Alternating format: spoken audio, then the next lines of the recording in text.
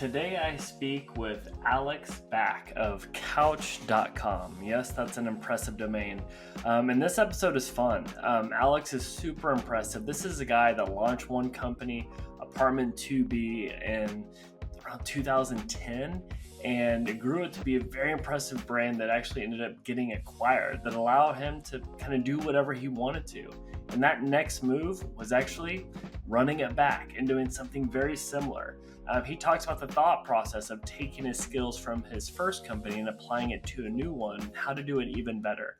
He talks about why he spent high six figures to get the domain couch.com, what backfired with that idea, but what has actually worked out with doing that, with something he didn't even realize would be a bonus from it. He also talks about the early days of his first company and navigating a partnership, the highs and lows of what worked and what doesn't. He hits on some of the growth tactics he did with that first company that aren't sexy, but are what helped put him on the map. And he's very candid with where Couch.com is today and his plans for it. And I love the business model approach that he's doing as he gets inspiration from the Not.com or even Wirecutter. But this is a fun one. I enjoyed it, and really hope you enjoyed this episode with Alex. If you're looking to start something, especially in the consumer space, and you're looking to work with a partner, I think you'll get a lot out of it.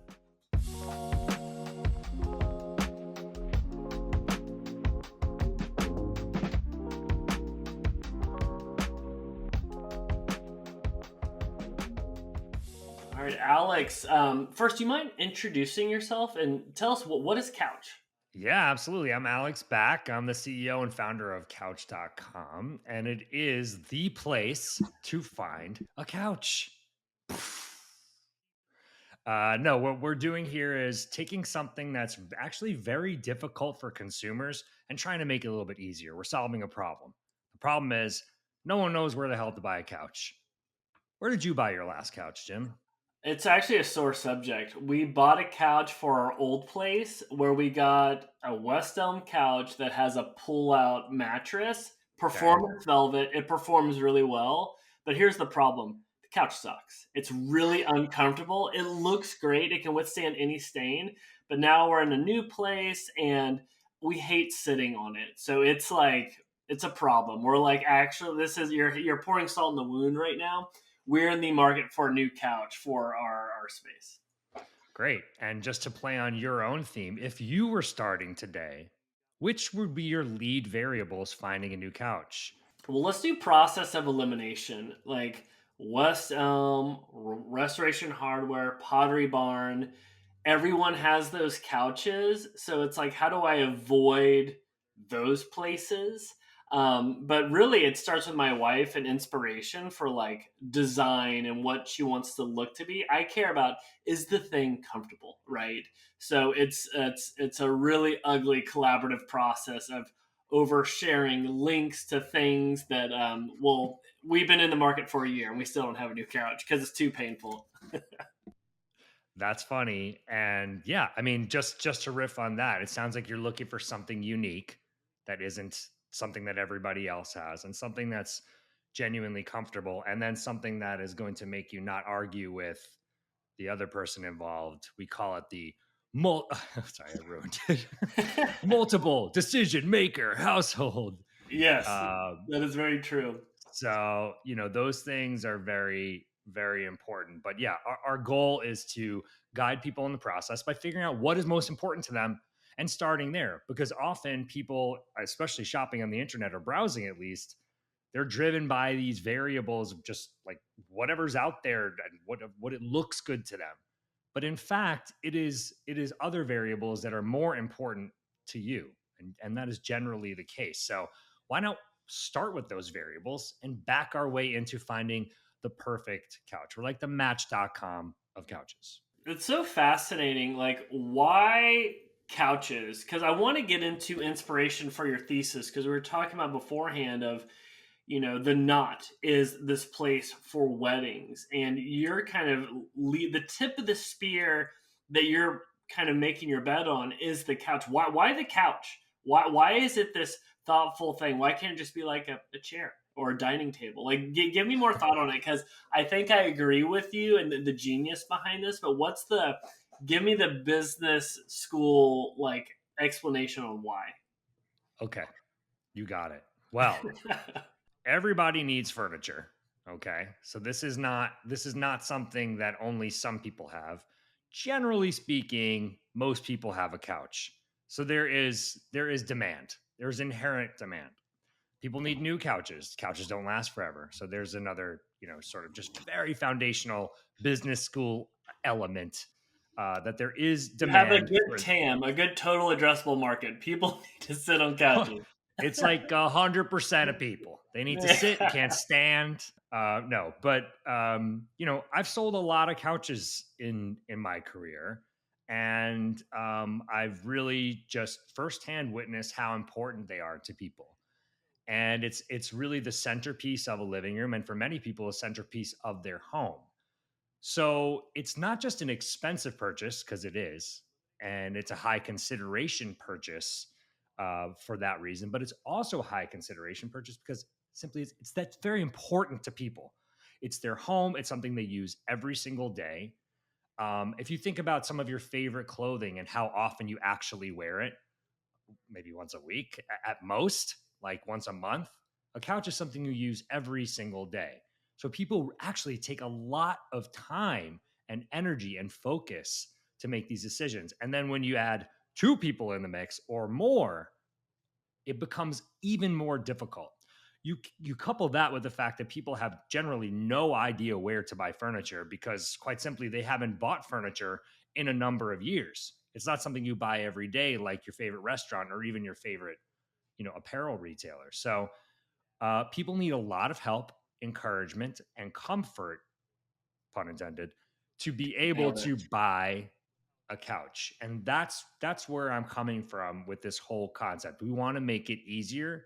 People need to be educated, and they need a trusted resource, almost like a Wirecutter or Consumer Reports, of the couch world that is actually made up of furniture experts like myself, who have a sense of how to guide people in this process, because it ain't easy.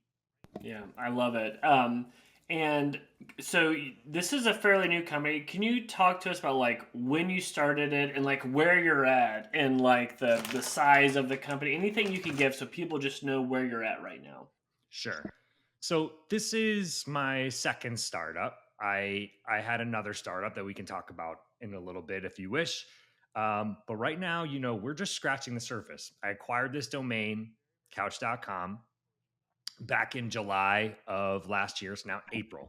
And by the way, amazing domain. I was saying ahead of time, Alex, you nailed the domain. And he goes, "Wait, you mean I spent way too much money on it? Like, can we like talk like because this is actually a big deal because I'm going through this right now with one potential opportunity. It's like how much to spend on a domain, and sometimes I think the name doesn't matter. Other times the name is everything. And I don't know what you paid for it. Maybe you can give us a teaser. I think whatever you paid, it was a good investment. But how are you feeling after making that purchase? Scared? Nah, I'm just joking. I'm feeling really good about it. And, there's two things. I'll get into the acquisition in a second, but just to answer that question, I'm feeling really good about it because what I've noticed, there's been some ups and downs as far as like where my expectations were and to where what the reality has been. My expectations were that Google and other search engines would be like, oh my God, couch.com. Well, this is clearly the place that we should send people if they're searching anything about a couch. Not the case.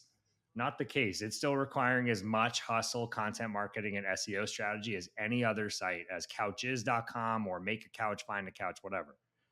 We're probably getting a little bit of credit for it, but not very, very little. So a little bit disappointing there, and also interesting and valuable information for other people considering, single word domains. What has exceeded my expectations, however, is the X factor behind it. Hmm. Having the domain couch.com has opened up pretty much every single door that I've wanted to open thus far. Mind you, I'm not, trying to get meetings with Warren Buffett. I just, I have, people in the industry that will listen, that when you say you have couch.com, they want to understand what what I'm doing. And I have a little clout in the industry from my former company. So it's really been great to have conversations with people, open doors, get a lot of feedback from retailers in the industry, manufacturers, logistics partners. Everybody surrounding the furniture sphere is interested and excited by what I'm doing. So that's been great.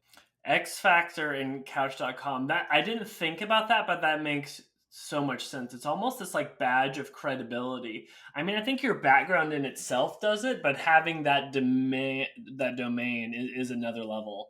Can you give us a teaser of how much you spent on it? Multiple six figures, under a million. Okay, thank you for that. That's good to know. And you can always resell it, right? It's like buying art, so it's an appreciating asset, hopefully. I mean, that's literally what I thought I was just doing. If anybody's interested, and you have an offer, Yeah. I mean, like I said, tons of X factor here, guys. Yeah, I'll put it next to my NFTs on the wall. It'll be great. Perfect. So we're early days. You bought by Couch.com last year, and now it's like let's build up organic traffic. Is that safe to say like where you're at right now? That's literally it. So, Mhm. my first task was, okay, I bought this domain. Let me see what I have. Let me take this puppy for a test drive, essentially, right? A 9 month to a year test drive to Yeah. see what it does. And I have tons of ideas and sort of go to market strategy concepts for couch.com, but a lot of it does depend, for better or for worse, what we can organically rank for, Hmm. because that dramatically changes our financial model, right? Hmm. For instance, one thing that we've seen traction with has been an unlock so far is brand reviews about brands in the industry. Hmm. Now, working on the other side as a retailer in the furniture space, I knew the other players in this sphere, and I know what makes a good couch brand review and which doesn't. And I knew exactly who was actually producing traffic and revenue from the affiliate marketing side. So we essentially went after those sites and have been, modeling our content after theirs, and that has hit a lot. So we're ranking very well for search terms surrounding a specific brand. Right now, this is obviously a much lower funnel um, part of the process for a consumer. This isn't really the overall vision of Couch.com to help people find the brands. In this case, they've already found them. Hmm. Um, but we're able to garner organic traffic and turn that into advertising revenue from our retail partners. So that is a particular focus of ours. Whereas some of our educational articles, like how to negotiate in a furniture store and things like that, that I think are extremely valuable, are a little bit slower to gain traction. So those are going to take a little bit more time and massaging. But ultimately, you know, this type of business, which is a content and marketplace driven business where we are essentially an affiliate and an advertising platform for the furniture industry, we can't compete with the actual retailers in a paid marketing strategy. That's not something that we're able to do. Hmm. So we have to see how much organic promise our domain and our content has before going, to the Metas and the Googles of the world to start paying them for users. Yeah, that's a good point for people listening. In a category like this, the exciting thing is high demand, huge addressable market, and kind of what Alex is alluding to. It's also can be a knife fight when you're competing with Wayfair or Amazon or other brands that are competing for sectional couches and whatnot. So if you have an unfair advantage with organic traffic by having Couch.com, that's really exciting. But it's like, can you see it through? And even going through your website, you guys, from an SEO perspective, are putting on a masterclass. There's some good stuff here, like pet versus couch.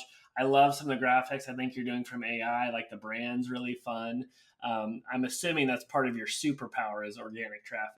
Yeah, I mean, I think we're set up to do really well. It was slow going for a number of months, right?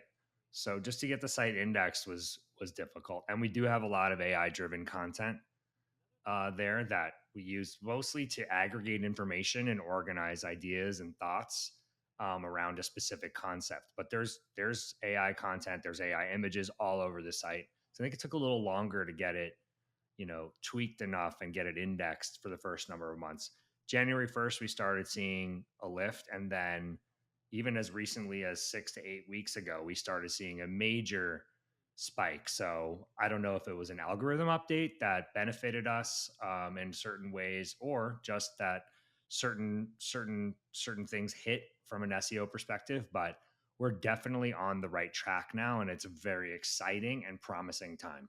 That's really cool to see. And for people listening that are looking to grow their companies through SEO or organic traffic, as especially in like 2024, any like things for them to consider when going down that path? Because you're doing it well and you're doing it in a competitive space. Like anything that you could pass on to people to help them navigate that decision. Yeah, I'm in a lot of not a lot of I'm in a few networking groups with a lot of people in the content marketing space, which is one that, I'm an ecom guy. Like this was not my forte ever. I've always been aware of it, but this hasn't been my life's focus until a year ago. So I'm still learning and just gaining as much education as I can. But some of the things I'm hearing are just surrounding AI content. There's been a lot of I read everything about it. There's been a lot of back and forth. I think the real players in the industry are saying to stay away from it as much as possible. And that's after sort of a lot of testing and vetting and things of that nature. Like under 20 or 25% AI on a given article or on a website is, where they feel the safe zone is right now. That's one thing. Another thing is just I can tell from personal experience that backlinks to your website are more important than ever. Mm. I've been on a sort of a world PR tour for Couch.com, even though I'm not revenue positive nor selling anything yet. It's really part of the reason why we're talking now, just getting the word out there, just creating an ecosystem, pointing back a lot of attention to Couch.com. Has raised our domain rating from an 11 at the start of this year when we really started pushing for backlinks to a 40, which is a major lift and spike. And I celebrated it this last weekend a little bit too much. That's awesome. I think the podcast tour is a great hack for building backlinks. So super smart.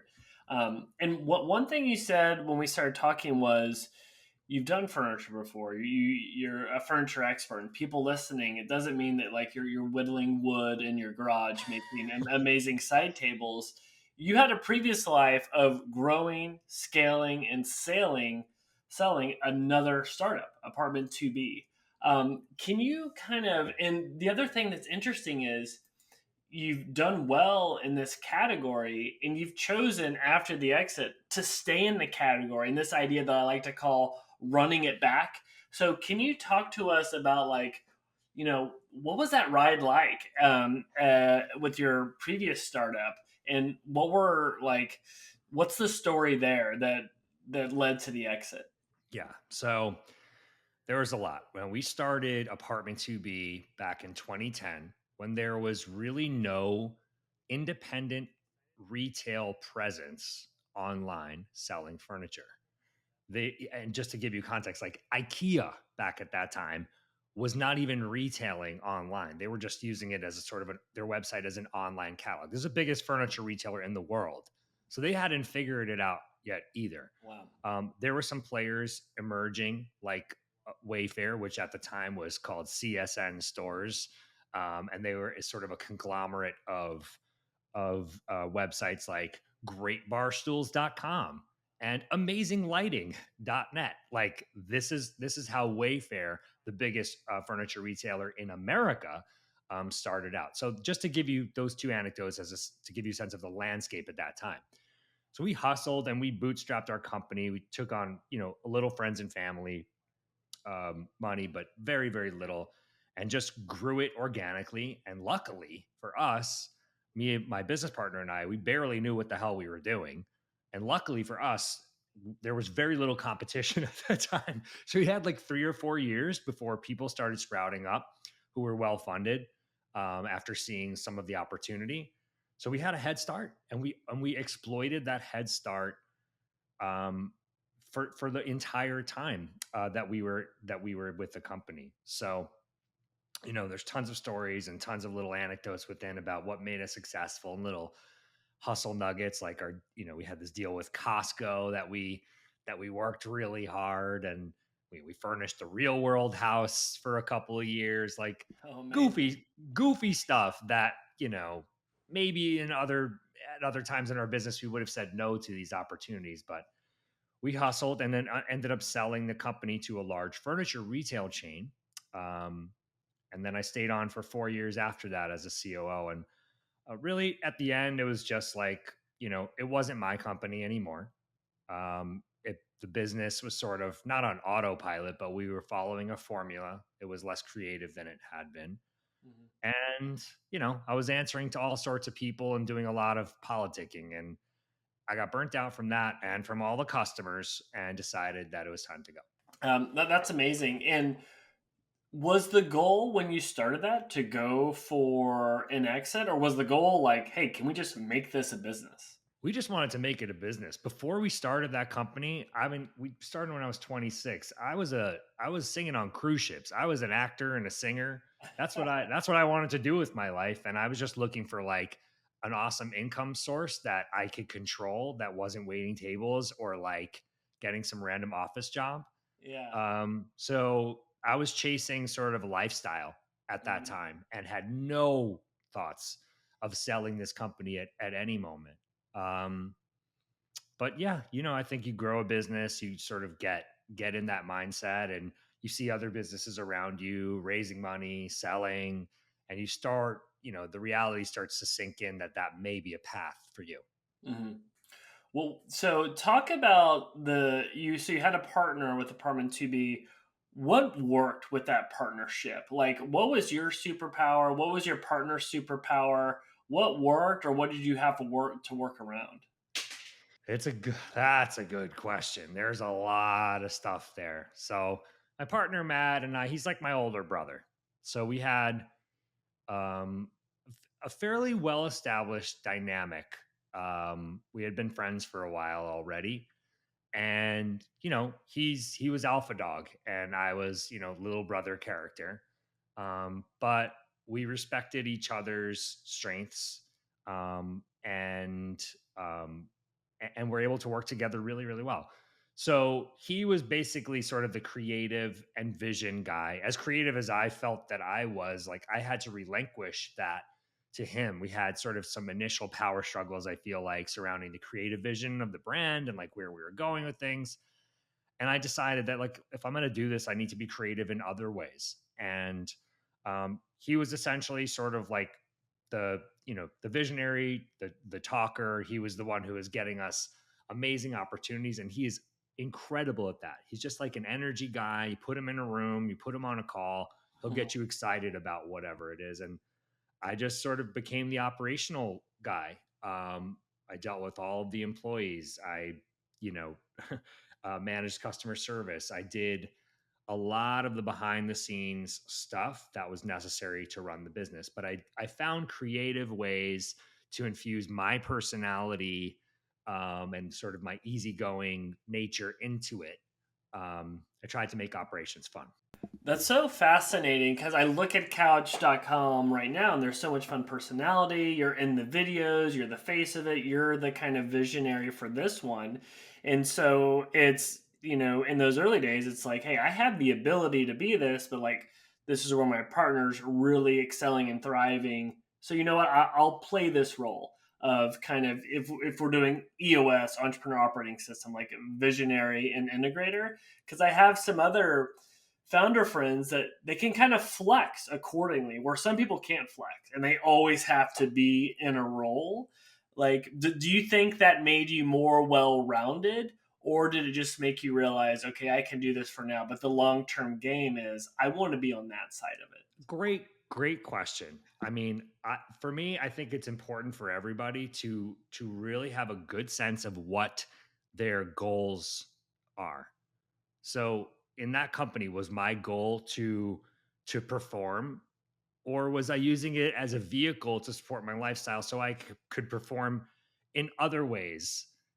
So I could do like a singing gig every now and then, which I did throughout the first number of years of running this company. but it can be a tough pill to swallow to have to flex over to something else. I think it's easier said than done. And here's a story for you. So we were lucky enough to be on Shark Tank back, I think, Oh, 2012, cool. 2013. Our episode never aired, but we were there. Like, we prepped. It was like an incredible opportunity for a goofy startup that was in business for 2 years. And Matt was pretty adamant that he was going to be the one doing the pitch and that it wasn't going to be a duo. Yeah. And he got us the opportunity. He hustled his way into it. And I remember, going through that. Like, I mean, like, I'm literally, I feel like I'm a natural born performer. Like, You put me on literally are a stage. performer. I literally, it's what I was doing for the previous, 8 to 10 years. Um, so that was really tough. But you know what? I trusted him to do it. He was in there. He pitched awesome. The Sharks loved him. They talked for 45 minutes. And at the end of the day, there wasn't like a good fit for a deal. And there was also no drama. So it Yeah. didn't go get on the episode. A world Um, class actor could have caused some drama. So maybe that was your oh my God. opportunity. I could have stormed through the door like, dude, you started this already? I'm supposed to be here. And that would have been an episode for the ages. Yeah.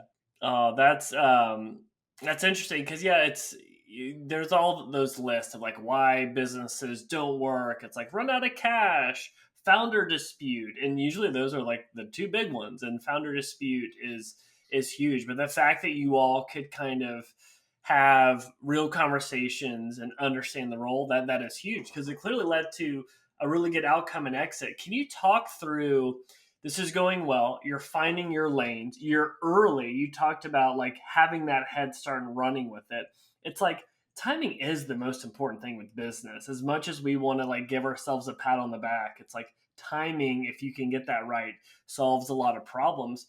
But it also leads to like, when did you realize, okay, we should sell this and now is the right time? What was the thought process there? Yeah, so we got approached by someone in the a company in the home furnishing space a year prior to our acquisition, a different company, and it started getting us thinking about it. And that was so valuable because even though that deal never happened, it got us thinking about the why behind it all, and like, what are we looking for? Why would we sell? Why would we not sell? Are we actually trying to sell this company? And so we started like really thinking about it. And one thing that occurred to us is that we didn't want to have this business forever. Like, we weren't trying to create a legacy, lifestyle, generational business for our children or whatever else. So we sort of recognized that we did want to come to a conclusion that it would be a tremendous accomplishment, regardless of financial outcome, to have started and sold a business.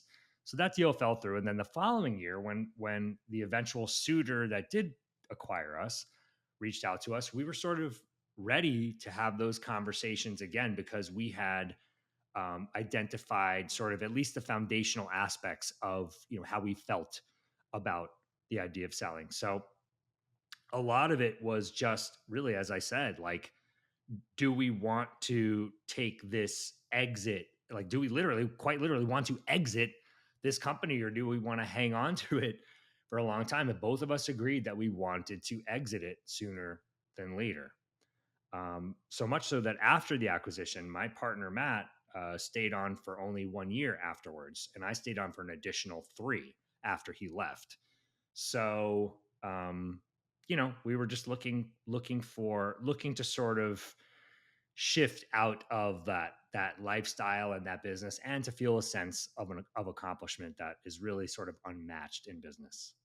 Yeah, right. It's like there's only a few outcomes for businesses, right? And an acquisition is better than some of the alternatives. So super impressive.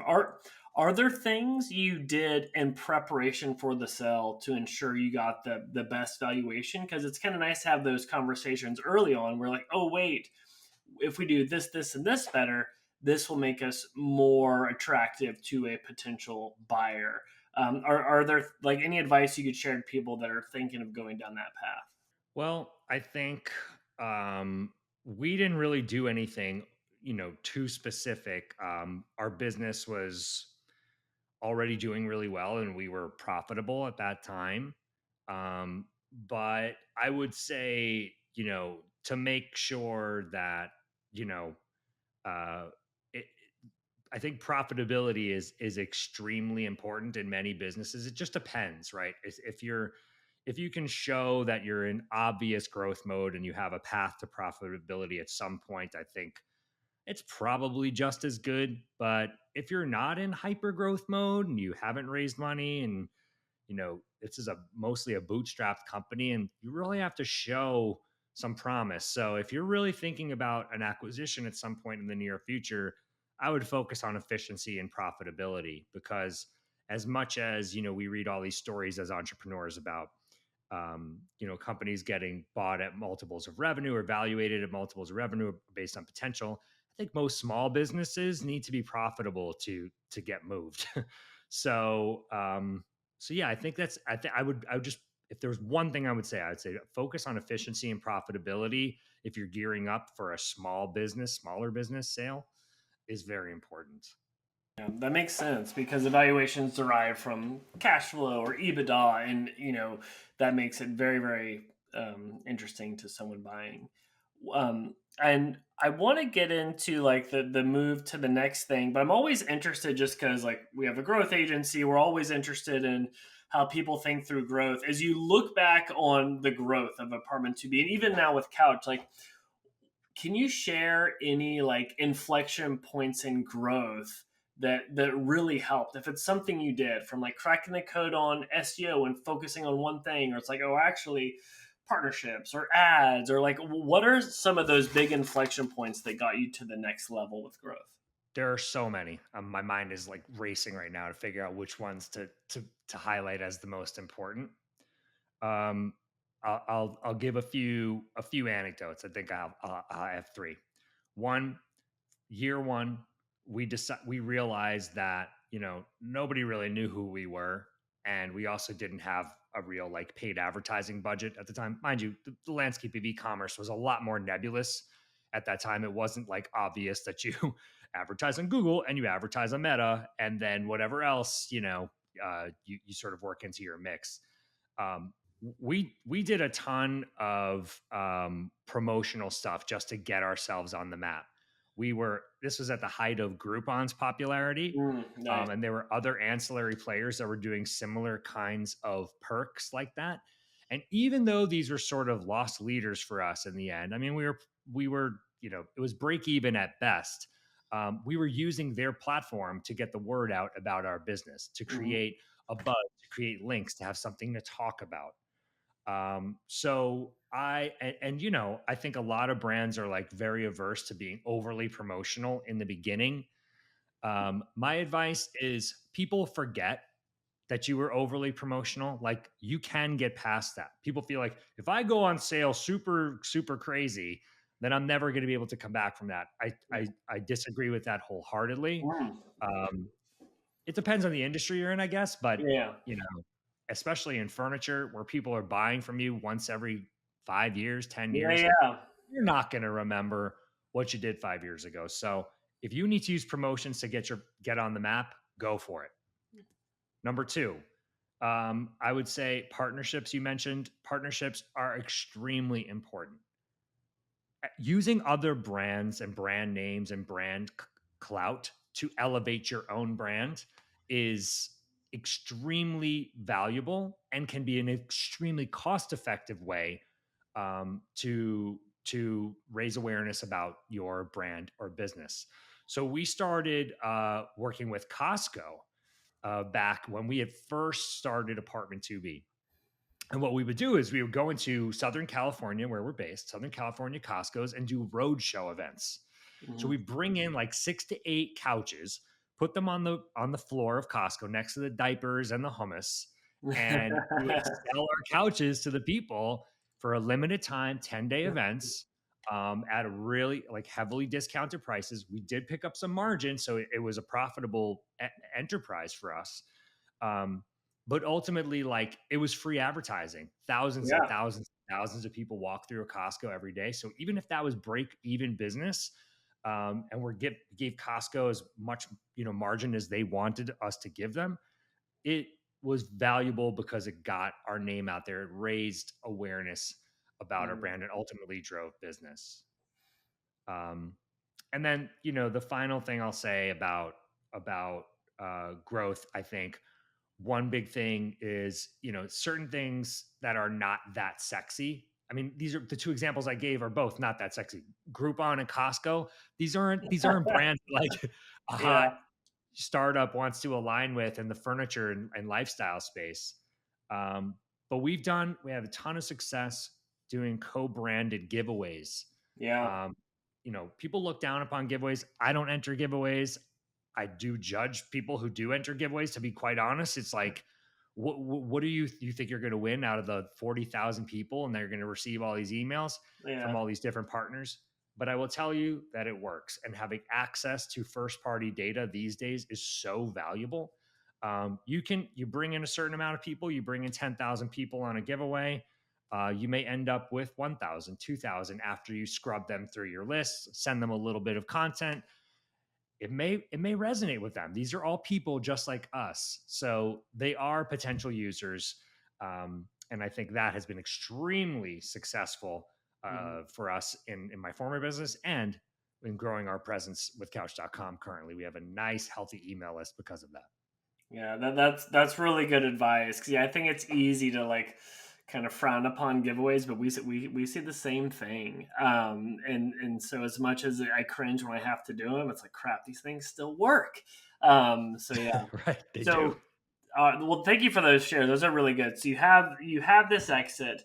Kind of talk through like where you're at. You have this exit, like where are you at? Like, because there's this book Dan Andrews wrote of like before the exit on what to think through, where it's like, what type of wealth are you going into? Is this like fu money, or is it like maybe later money? It's like what is it? Because you're at a point where you have an exit, and then it's like, what do we do next? And you kind of then run it back, but not asking you to tell the number, but like what does this do to change you financially? And then how are you thinking through that next option? Because you clearly enjoyed the learnings that you had and you wanted to build upon it. Yeah. So we sold our business in year 7 or 8.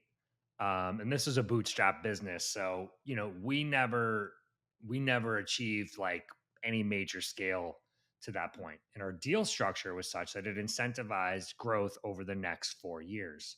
So that's part of the reason I stayed on for those 4 years, to really maximize that.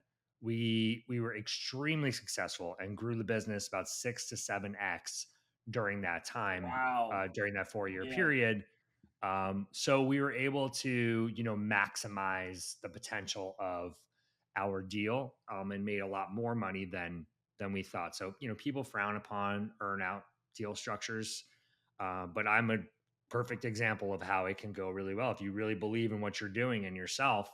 Um, Having somebody sort of set you up to succeed is can be very, very lucrative.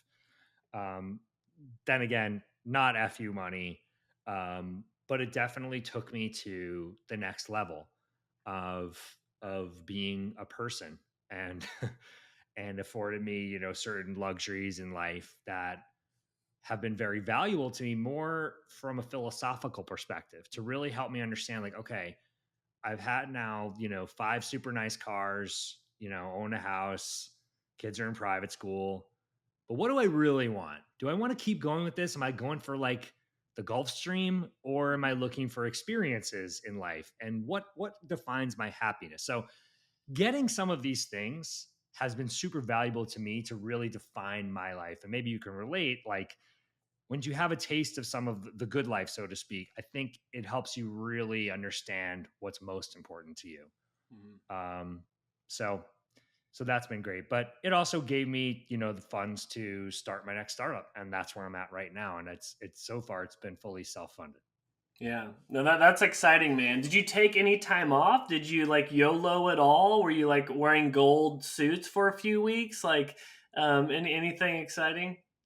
Jim, I've been YOLOing for the last year and a half. Every single I really did. I took, I gave myself 6 months to take a sabbatical. I listened not a big like long form reader. So I listened to every single business book and podcast that I could find on Audible and and Yeah. Spotify and things, and educated myself. I took a fairly deliberate approach. I like that stuff. I like learning. Yeah. Took a deliberate approach to learning about things that I just hadn't spent a lot of time on, the stock market and Hmm. different aspects of business and fundraising and things that I just needed to educate myself on. But I also traveled a lot. I took my mom to Egypt. I went on a solo trip to Norway, and Yeah. that's where I found a lot of inspiration just being by myself and really thinking about what I wanted next. And that's literally where I conceived of Couch.com. Yeah, that's cool. Yeah, having that space and being in a different environment sometimes just makes you think differently. At least that's what I tell myself. And it's hard to get that when you're in the day to day of being an entrepreneur, running things, much less throwing kids on into the mix. It's hard to actually think and have any sort of clarity. I struggle with that. It's like, when can I think and be strategic as opposed to reacting to things? It's so hard to not get like pigeonholed into your business. I mean, I had 40 employees. It's like their the communication, their lives, their families, like the ecosystem that I had created in my former business was all consuming. Then I had my own family, two young Hmm. kids, and you know, it's so hard to step outside of your everyday life. And I'm not saying I mastered this because I never really did, but Hmm. if you see an angle to give yourself some balance or some time off, like half a day on Friday to just think and just go on like a long walk or hike or something like that. Um, I think that stuff is so valuable. I mean, people say that all the time, but I really believe it's true. Oh yeah, especially if you're playing the long game as a business owner, you have to, or you'll just pass out. Um, I mean, this is awesome. Well, one last question I like to ask is, what is the nicest thing anyone's done for you in your professional career? The nicest thing anyone's done was probably early on at apartment 2B. We had gotten in this deal with Costco, and things were going fairly well, but we were struggling, and we also had a cash flow problem. And at the time, my partner and I, like our credit wasn't fantastic. Like we were fairly maxed out. And we just asked a friend, hey, can you help out? And we had a friend loan us 30 grand interest free for as long as we needed. We paid him back. And thank you, Burko, if you're listening. Once again, I love you forever for this. But that was the nicest thing, like the nicest single thing, selfless, 100% selfless. He wanted nothing out of it Yeah. than anyone's done. But yeah, I mean, a lot of favors along the way. You get a lot of help just by asking for it. I think that's maybe the larger concept in play here in this anecdote. Yeah. How do you ask for help? Like with, how do you do that? I think, and everybody, because I don't like to inconvenience people. So I've been very sheepish about asking for help for a long time. Hmm. But in the last year, I've been asking for things left and right. And I find that probably 80 to 90% of the time, people just want to help. Yeah. They don't want anything in return. And I know that because I like to be helpful. Like I'm consulting for a company pro bono right now just Hmm. because it makes me feel good and to flex my, e-commerce muscles or whatever, Yeah. and be helpful to people. And I think that's something we undervalue as business people. That it's not all about money and success. Like Mhm. people enjoy personal connections. They like to feel helpful. Just like I enjoy being talking to you and creating the best podcast that we can with the best content. I don't have really much stake in the game. I just want to be as helpful and engaging as possible. Yeah. No, that's awesome. And that's so true. I think for the most part, people are good and want to be helpful, right? If you come at it from a genuine perspective as opposed to like, gimme, gimme, gimme. So very cool. Um, well, Alex, where should we point people if they want to learn more about you or more about couch.com? I think the answer is obvious, but where can we send people? Well, you're right, Jim. It is obvious. It's couch.com.